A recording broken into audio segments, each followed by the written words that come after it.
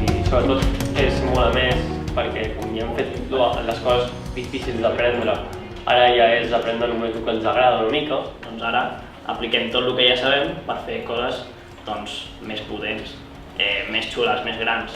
Es tracta de passar-se pilotes entre ordinadors de manera que vegis al moment com s'està transmitint la pilota. Bueno, és complicat, però la veritat és que t'ho passes bé. O sigui, s'ha de practicar perquè, sobretot amb molta gent, doncs és complicat, però és una cosa que s'ha de fer, és bo fer-ho. Amb la base que portava, he anat bé. Amb la base que portava he anat bé. Sí, sens dubte, A un món que, encara que hi ha molta feina del que estem treballant, tindre una bona feina no és tan fàcil com sembla. Però no tens les metodologies que s'apliquen al món real, que això és el que aprenem tant treballant aquí en equip com a les empreses que ens expliquen què és el que es fa ara. Vosaltres us plantegeu ara d'aquí anar a la universitat. Creieu que hi anireu millor preparats? Sí. Hem fet aquest 3x2?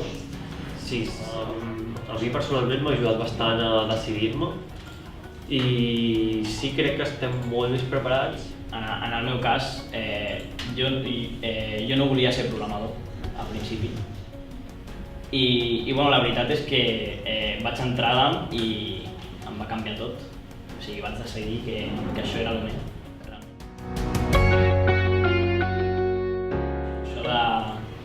O sigui, realment compagines estudiar, treballar, però treballes més que estudies, realment. Ara realment el que sabem ho apliquem correctament, jo crec. A part, apliques els teus coneixements, òbviament, tot el que has après ho apliques, però a la vegada també estàs aprenent coses noves.